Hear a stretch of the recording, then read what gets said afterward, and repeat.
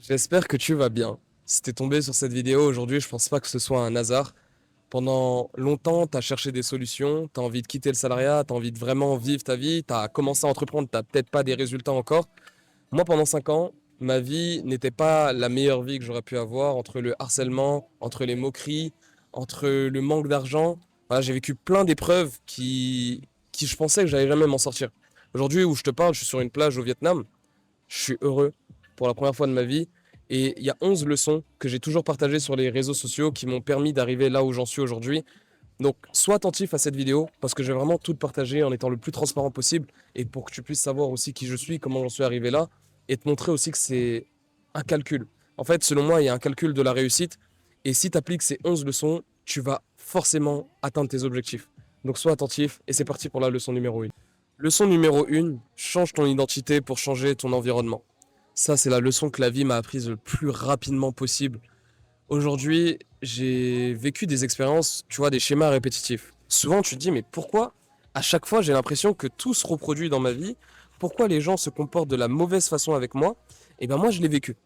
J'étais au collège, j'ai subi des moqueries, j'ai subi des harcèlements. Au début, je pensais que c'était juste parce qu'on était enfant. On me voyait comme un enfant qui était différent. J'avais un peu de poids, j'étais pas très sportif à ce moment-là, j'aimais beaucoup jouer aux jeux vidéo, je lisais énormément de mangas. Ma vie n'était pas forcément la vie rêvée des gens en général. J'avais pas forcément de copines, tu vois, les gens ne s'intéressaient pas à moi et j'ai connu vite les déceptions amoureuses et on va vraiment en parler à quel point ça a eu de l'impact dans ma vie. Mais les schémas répétitifs, en fait, ça s'est reproduit pendant 15 ans de ma vie.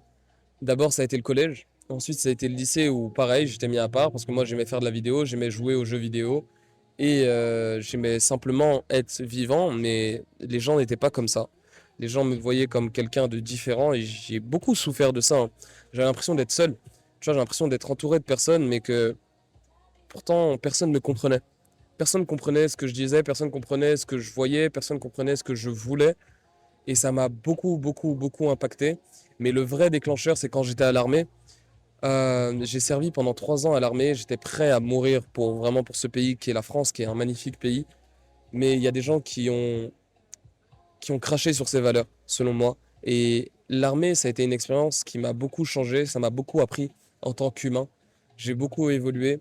J'ai beaucoup appris sur la discipline, sur le dépassement de soi, sur l'importance que ça a de faire confiance aux autres. C'était vraiment des leçons qui étaient fantastiques, mais j'ai subi aussi pour la première fois du vrai harcèlement.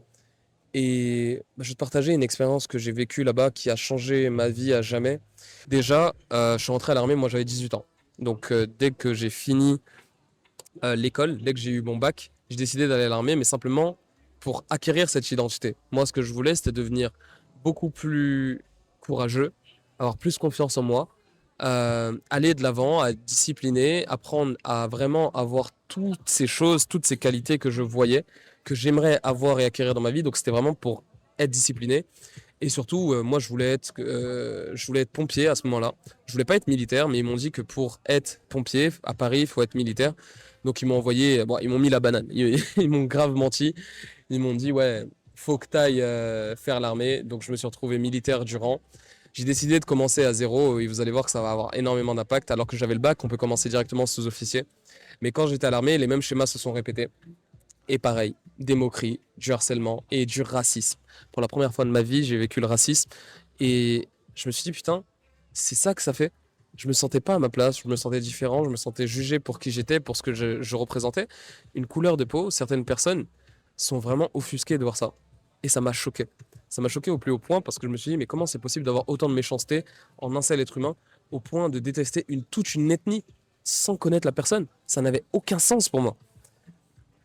Et c'est là où vraiment ça a été la plongée, la descente aux enfers, c'est que ça s'est intensifié dans les années. Donc pendant ces 3 années, les 2 premières années, ça a été très intense, où j'ai vécu des choses qui étaient anormales et j'étais pas le seul à le vivre. Sauf que vu qu'il y avait d'autres personnes qui le vivaient, moi je me suis dit que c'était normal. En fait, quand tu vois d'autres personnes vivre des choses que tu ne veux pas forcément, tu te dis, ok, donc c'est peut-être normal et il faut juste peut-être l'accepter. C'est ce que je me suis dit, c'est ce qu'il faut pour être un soldat qui est dur, qui est endurci. Mais non, c'était pas la réalité. Parce qu'un jour, il y a eu un débordement où justement, un supérieur a abusé énormément de moi. Et je vais vous le dire en toute transparence. C'est que cette personne, elle m'a dit que je ne suis qu'un chien pour elle et que je ne suis là que pour suivre ses ordres. C'est tout ce que je représentais à ses yeux. Voilà. Je préfère vous savez vraiment l'histoire, la profondeur d'où je viens. Comme ça, vous allez comprendre comment je suis sorti de tout ça. Et cette personne, elle m'a fait toutes les crasses possibles. Elle m'a fait nettoyer à la brosse à dents des toilettes. Elle m'a fait m'humilier devant des chefs en me déguisant en femme de ménage. Voilà, c'est pas des choses dont je suis fier de ça. Par contre, c'est des choses que j'ai réussi à me sortir. Et aujourd'hui, vous le voyez, j'en suis pas mort. Si l'échec est simplement un état selon moi, la souffrance est simplement une étape que tu dois franchir. Et cette souffrance que j'ai vécue, je l'ai emmagasinée au point où le premier déclic que j'ai eu, c'est quand on était en mission, on était en Estonie, et il y a eu l'état d'urgence qui s'est déclenché en Afghanistan. Et à ce moment-là, pour la première fois, j'ai pris conscience de ma vie. Parce que moi, j'étais quelqu'un, je pensais que je n'avais aucune qualité. Je pensais que je ne valais rien de mieux que ça, que subir la vie des autres, subir la pression des autres. Je pensais que moi, ma vie, c'était simplement suivre des ordres et tout, mais je sentais qu'au fond de moi, c'était pas cette vie-là. Mais je me suis conformé parce que la majorité des gens vivent comme ça. C'est ça la vérité. C'est ça la vérité. C'est la majorité des gens vivent comme ça. Pourquoi je devrais vivre différemment? Je m'étais conformé à cette idée jusqu'au moment où on me dit ouais, tu vas être déployé en Afghanistan.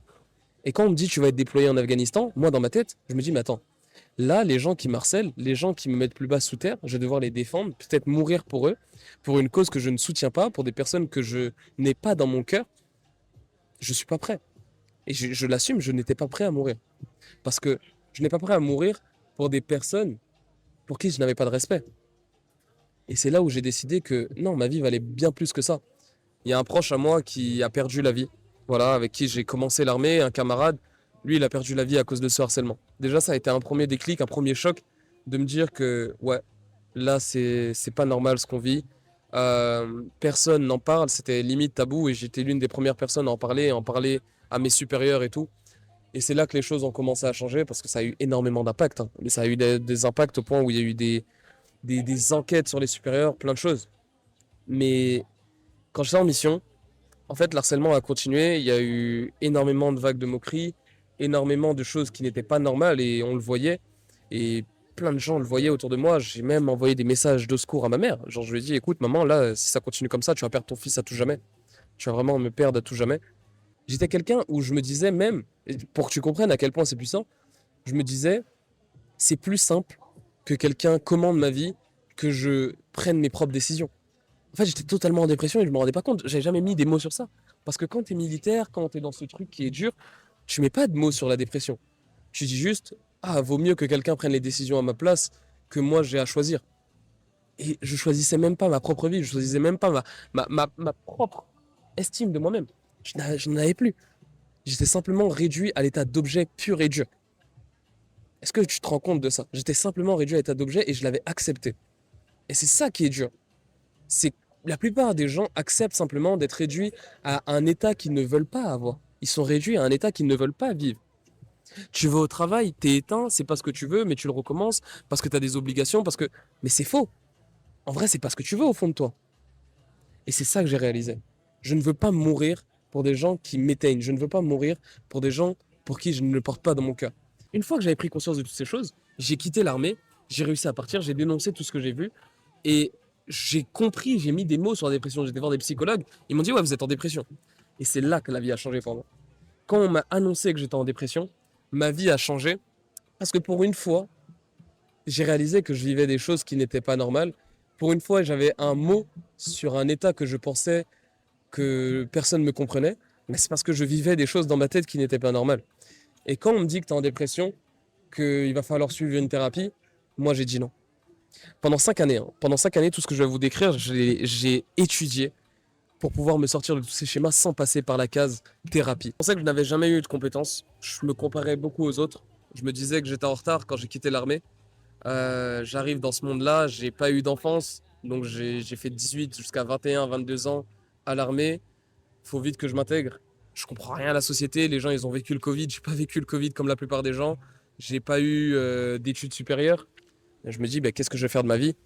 Donc, fallait que je trouve une compétence, fallait que je puisse trouver quelque chose qui me permette de gagner de l'argent. Et c'est naturellement que je me suis tourné vers l'entrepreneuriat.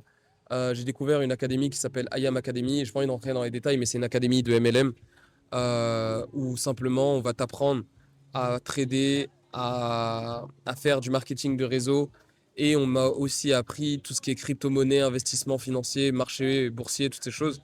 C'est la première fois où je rencontre le développement personnel dans ma vie. Et ça a changé ma perception de la vie. La réponse se trouve dans les livres. La thérapie, je ne l'ai pas faite, mais j'ai commencé ma propre thérapie pour changer ma vie, c'est être heureux. Quand j'ai commencé à écrire ce carnet, l'objectif, c'était simplement d'être heureux. Être heureux à tout jamais, c'est le titre du carnet dans lequel j'ai commencé à écrire. Et j'ai commencé à lire énormément de livres sur le développement personnel. Parce que en lisant les livres, j'ai réalisé que des personnes écrivaient ce qu'ils avaient vécu, écrivaient comment ils avaient pu changer leur perception de la vie, et écrivaient surtout les méthodes qu'ils avaient pu employer. Donc, la troisième leçon que j'ai envie de te partager, c'est la réponse se trouve dans les livres. Cherche dans les livres.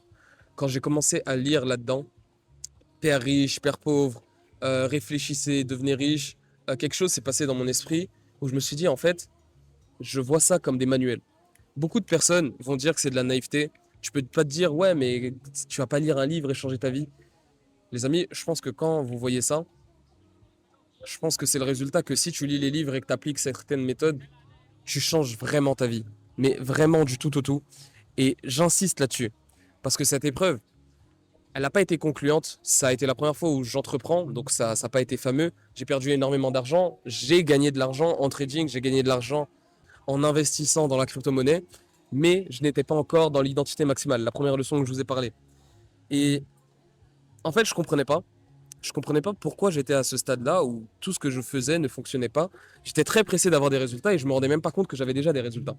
Tellement j'étais pressé de vouloir avoir des résultats. Tu es en train de construire ton avenir plus que tu ne le penses. Quand je suis arrivé dans toute cette époque de marché boursier, dans toutes ces choses que j'ai pu faire, marketing de réseau, j'ai même pas vu que j'avais réussi à avoir des résultats, mais j'avais gagné déjà 1000, 3000 euros, 2000 euros en ligne, ce qui est énorme. Il y a beaucoup de gens qui ne gagnent même pas ça en ligne, mais moi, vu que je n'étais pas concentré, vu que je n'avais pas de plan précis, je cramais tout. Donc la cinquième leçon, c'est il te faut un plan, il te faut une stratégie. La stratégie précède la réussite. Ça, c'est obligatoire. Je n'avais pas de stratégie quand je me suis lancé. Je faisais tout comme je le pensais dans ma tête, mais je n'avais pas de plan concret. Les choses ont changé quand j'ai commencé à écrire ce que je voulais dans ma vie. L'exercice que je te conseille de faire, c'est d'écrire ta vie avec une telle précision où tu dis qu'est-ce que je veux, qui est-ce que je veux être et qu'est-ce que cette personne a de plus que moi. Incarne cette personne. L'identité, vraiment, j'insiste là-dessus dans cette vidéo, mais l'identité est ce qui va changer ta vie à tout jamais parce que ta capacité à décrire la vie future que tu veux avoir sera ta capacité à pouvoir le rendre réalisable parce que tu vas tellement rentrer dans les détails que ça va se réaliser. Aujourd'hui, la vie que j'ai, je l'ai décrite à un tel point dans mon carnet que j'avais écrit que je voulais même gagner 5000 euros. Écris combien cette vie-là, tu penses qu'elle va te coûter. J'ai écrit qu'elle me coûtait 5000 euros parce qu'avec 5000 euros, je pourrais voyager, je pourrais être confortable. Il fallait que j'ai un business qui soit en ligne, qui puisse fonctionner. Il fallait aussi que j'ai de l'estime de moi-même. Il fallait que j'ai confiance en moi. Il fallait que je m'habille bien. Il fallait que je sois éloquent. Toutes ces qualités, tu vois, quand je les ai écrites, qu'est-ce qui me manque pour pouvoir les avoir? Qu'est-ce qui me manque pour pouvoir les avoir? C'est tout ce que j'ai écrit. Qu'est-ce qui me manque? Ok, aujourd'hui j'ai ça, ça, ça, ça, ça. Il me manque ça, ça, ça, ça. Pour être éloquent, il faut que j'arrive à parler beaucoup plus facilement face à la caméra. Il faut que je fasse plus de vidéos. Il faut que j'arrive à articuler beaucoup plus simplement dans chaque chose que je puisse faire dans ma vie. Et toutes ces choses que je suis en train de faire actuellement, vous voyez, je vous le démontre, c'est des choses que j'ai apprises. C'est pas des choses qui sont arrivées du jour au lendemain. Simplement avec de la pratique. La pratique battra toujours la réflexion. Aujourd'hui, tu vas beaucoup réfléchir. Tu vas toujours penser que ta réflexion sera toujours la bonne, que tu as lu assez de livres. Et ça a un nom. Aujourd'hui, si tu ne fais pas forcément les choses et que tu penses avoir déjà des résultats alors que tu n'as pas la vie que tu veux, si tu n'es pas là où tu veux être actuellement, c'est parce que tu as la croyance paralysante. La croyance paralysante, c'est simplement avoir tellement de choses que tu sais, tellement tu as emmagasiné d'informations, que tu te dis que tu as déjà acquis ces choses-là. Mais c'est faux. Le fait que tu puisses l'acquérir, ça va venir simplement avec la pratique. Si tu ne pratiques pas, tu n'as rien acquis dans ta vie. Donc pratique beaucoup plus que ce que tu ne réfléchis et beaucoup plus tu vas pratiquer, beaucoup plus tu vas pouvoir évoluer. Cette leçon est essentielle pour changer ta vie à tout jamais.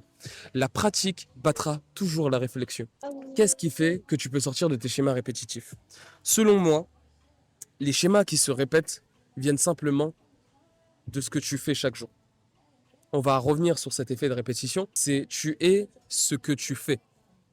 Si aujourd'hui, ta vie que tu as envie d'avoir, c'est être quelqu'un de plus épanoui, que tu as envie d'aller vers les autres, que tu as envie d'avoir confiance en toi, que tu as envie de vivre cette vie, de simplement pouvoir voyager quand tu veux, ok, tu es ce que tu fais. Donc qu'est-ce que tu fais chaque jour qui reflète la vie que tu vas avoir? Est-ce que chaque jour tu es en train de réfléchir à vraiment, je veux que cette solution change ma vie? Est-ce que tu es en train de réfléchir dans cette direction-là? Parce que si les seules problématiques que tu as dans ta vie, c'est de dire, ah ça ne va pas, le salariat, ça m'éteint, etc., et que tu ne fais rien, qui est en train de changer ta vie, t'es pas en train d'améliorer ta vie. Et ça, c'est un fait. Tu n'es pas en train d'améliorer ta vie. Factuellement, tu es simplement en train de réfléchir à des schémas qui sont en train de t'éteindre constamment. Si tu veux changer ta vie, selon moi, il faut que tu puisses penser positif.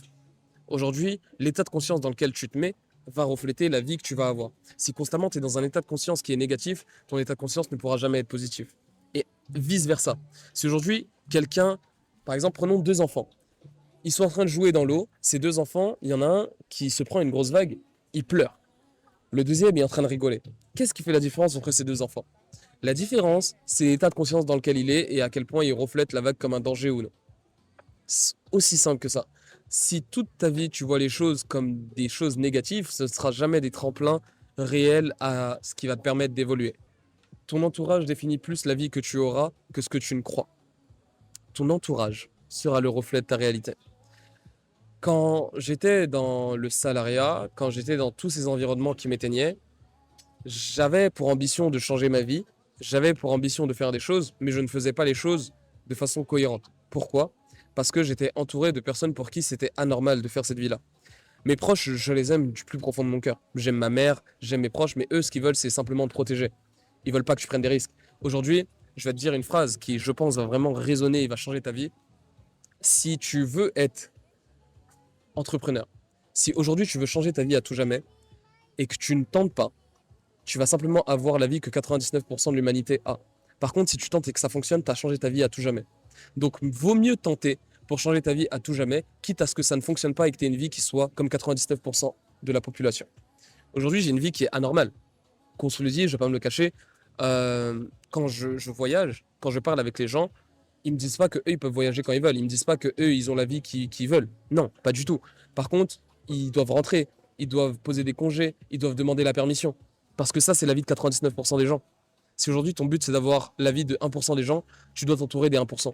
Et la chose que j'ai faite pour m'entourer des 1%, c'est tout ce que je voyais sur les réseaux sociaux. Beaucoup de personnes vont me dire que je suis naïf, mais cette naïveté, elle reflète simplement le fait que les gens ne veulent pas ces informations-là. Si tu vas voir quelqu'un et que tu vois qu'il a la vie que tu veux, et sur les réseaux sociaux, il fait ça, ça, ça, ça, ça, qu'est-ce qui t'empêche de faire pareil? Parce que tu as peur, parce que tu n'as pas confiance, parce que tu as toujours vécu avec un système de croyance. L'école t'a appris des choses que la vie ne t'apprendra jamais. Les réseaux sociaux, les gens qui vivent cette vie que j'ai actuellement, la vie que plein de personnes peuvent avoir en ligne, c'est uniquement parce que le système de croyance ne vient pas de l'école. Les croyances que l'école t'inculque, c'est comment être un bon salarié. Par contre, comment être un bon humain, comment être heureux, comment savoir gérer une relation, comment savoir gérer ton argent, comment savoir investir, comment savoir voyager sans te ruiner. Toutes ces choses, c'est pas l'école qui va t'apprendre. Par contre, ces informations, tu vas les avoir par d'autres humains. L'humanité que tu vas avoir, l'humanité que tu vas dégager va te permettre d'avoir beaucoup plus de relations et va pouvoir changer ta vie. Ces opportunités, ça se crée. Ça se crée. Toutes ces opportunités, elles se créent. Ta capacité à te relier aux autres humains va te permettre de changer vraiment toute ta vie à jamais. Il faut que tu ailles vers les autres. Il faut que tu puisses leur parler. Il faut que tu saches aussi qu'est-ce qu'ils ambitionnent. Il faut que tu saches qu'est-ce que toi t'ambitionnes. Et c'est simplement en parlant avec les autres que tu vas pouvoir ouvrir toutes tes pensées divergentes. Tes pensées divergentes, c'est ta capacité à avoir des solutions qui ne sont pas comme la normale.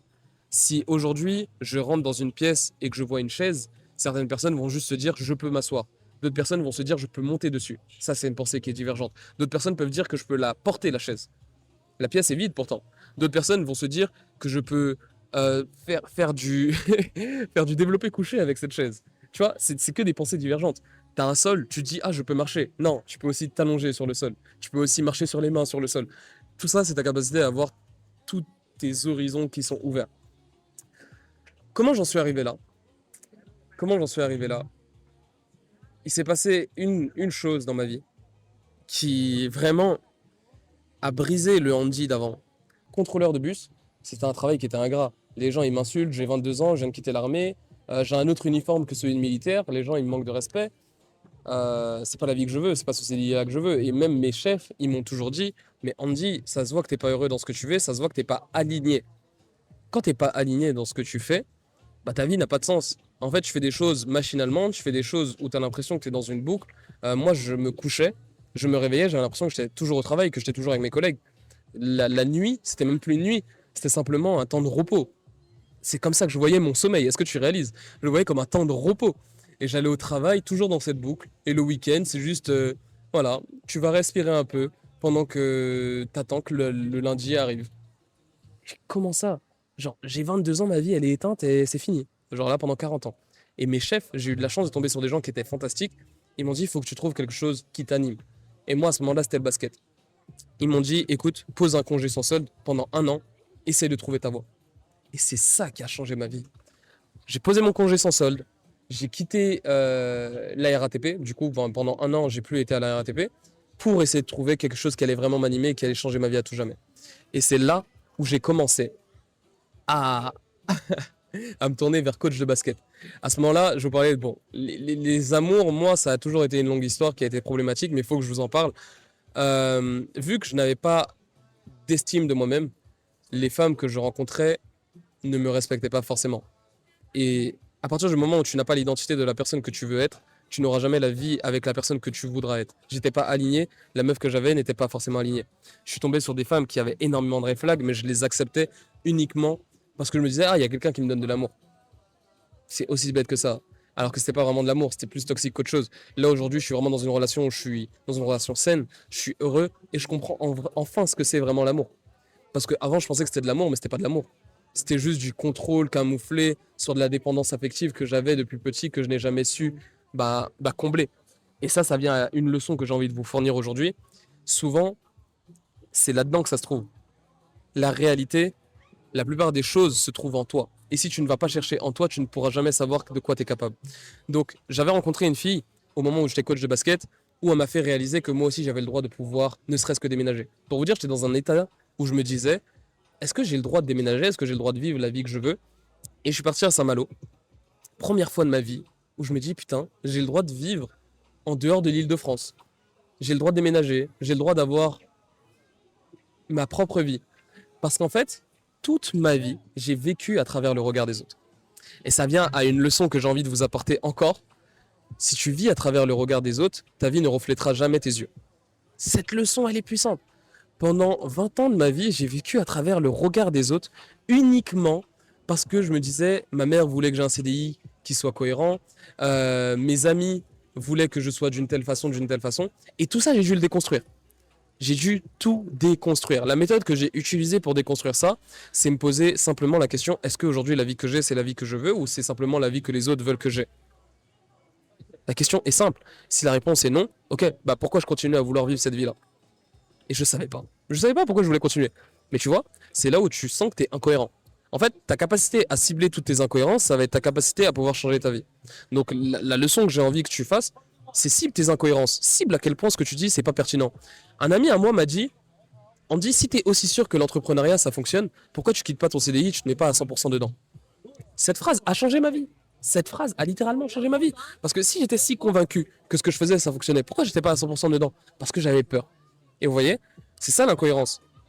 J'avais peur d'entreprendre à un tout autre stade. J'avais peur que ça ne fonctionne pas. Et une fois que j'ai assumé le dire, une fois que j'ai assumé mettre mon ego de côté, et ben là, les choses ont été beaucoup plus claires. J'ai vécu une chose que beaucoup d'entrepreneurs ont pu vivre et qui, je pense, a changé la vie et le mindset de beaucoup d'entre eux. C'est la nuit noire de l'âme. La nuit noire de l'âme, c'est le moment où toute ta réalité n'existe plus. Tout ce que tu vis, tout ce que tu penses, tout ce que tu as vécu jusqu'à présent, ce n'est qu'illusion. En fait, tu réalises que ce monde n'a pas de sens. Et c'est pas simplement avoir conscience de ça.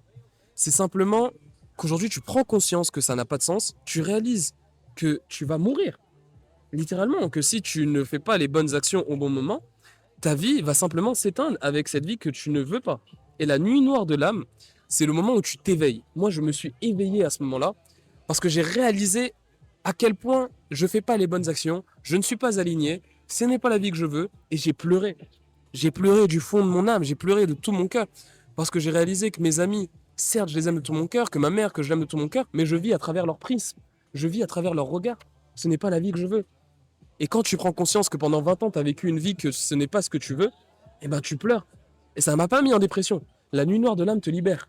Parce que là, j'ai enfin été libéré de quelque chose qui me retenait depuis longtemps. C'est les mensonges que je portais à travers moi et toute l'identité que je pensais que j'étais en train de construire alors que j'étais simplement en train de me mentir. Donc si tu vis cette nuit noire de l'âme, sache que tu vas t'éveiller et ça va changer ta vie. Et tu peux le provoquer, cette nuit noire de l'âme.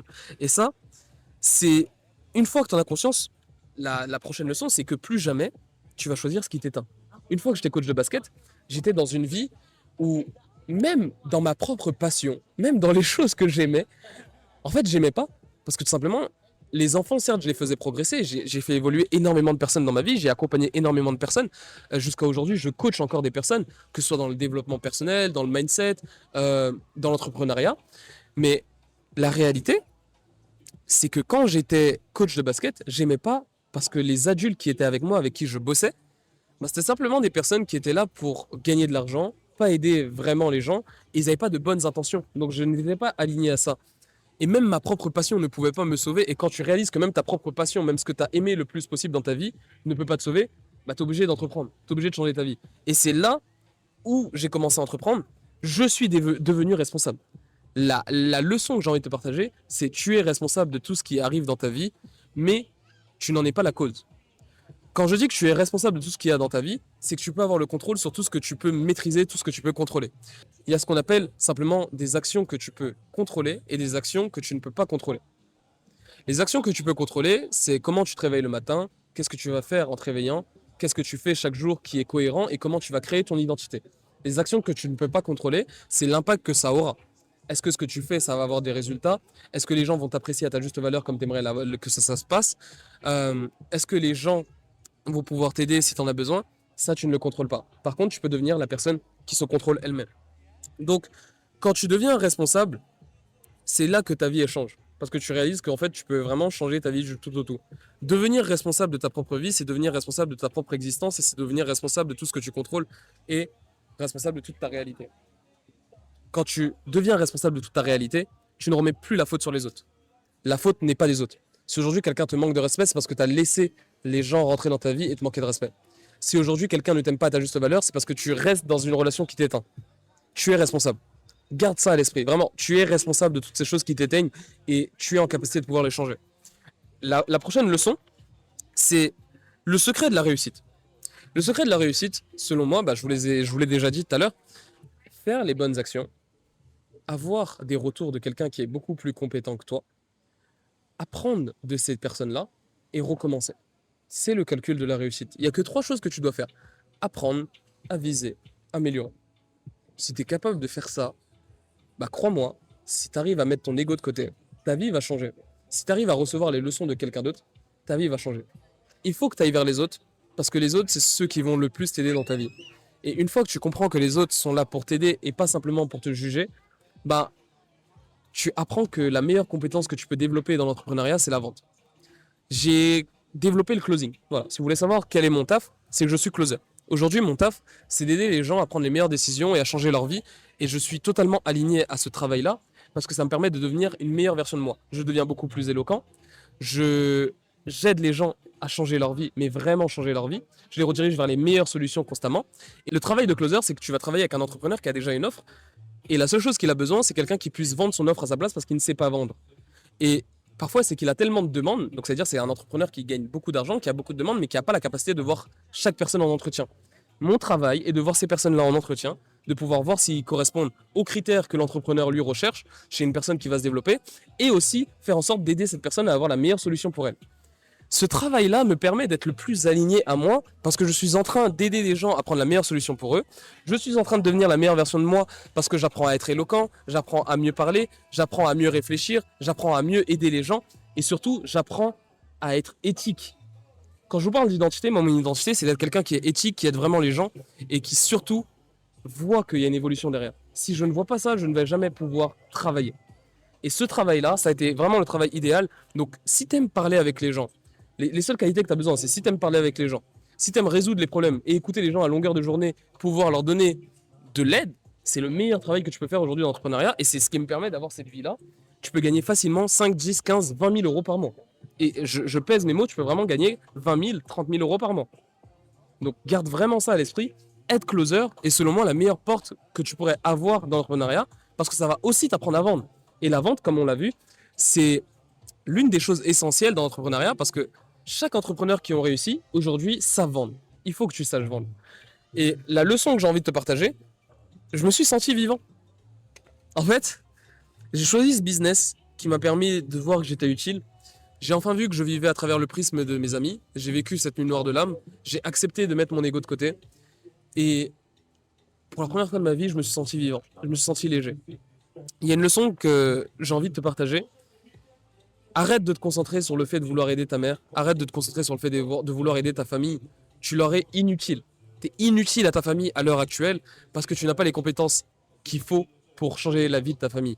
Ok, si tu veux vraiment changer la vie de ta famille, est-ce que tu penses qu'il vaut mieux que tu leur donnes 500 euros par mois avec le CDI que tu as, ou que tu économises ces 500 euros par mois, que tu investisses dans une compétence que tu peux hautement monétiser, que tu gagnes 20-30 000 euros par mois, et qu'après tu puisses leur donner 5-10 000 euros par mois? Tu vois, la réponse, elle est vite répondue. Vaut mieux mettre ta famille de côté, penser à toi, évoluer personnellement, et à la suite penser à ta famille. Parce que ta famille, aujourd'hui, tu leur es d'aucune utilité. À l'heure actuelle, tu ne fais pas les choses qu'il faut, tu n'es pas la personne qui aide ta famille réellement, tu es en train de te tirer une balle dans le pied toi aussi, et il faut que tu leur fasses prendre conscience de ça. Isole-toi, sois seul, la solitude n'est jamais une fin. Être seul, ça a été la chose qui m'a permis le plus d'évoluer dans ma vie, parce que quand tu es seul, tu es avec tes propres pensées et tu es en train d'évoluer par toi-même. Tu n'es pas en train d'attendre que les autres te fassent évoluer. Si tu attends que les autres te fassent évoluer, bah bon courage, parce que tu n'es pas en train de prendre ta vie en main. Donc voilà toutes les étapes par lesquelles je suis passé, tous les niveaux de conscience. J'espère que cette vidéo a été claire quand même, et que j'ai pu t'apporter quand même de la clarté et des leçons qui ont pu potentiellement changer ta vie. Applique-les avec rigueur, et si tu ne sais pas comment les appliquer, tout est dans la bio.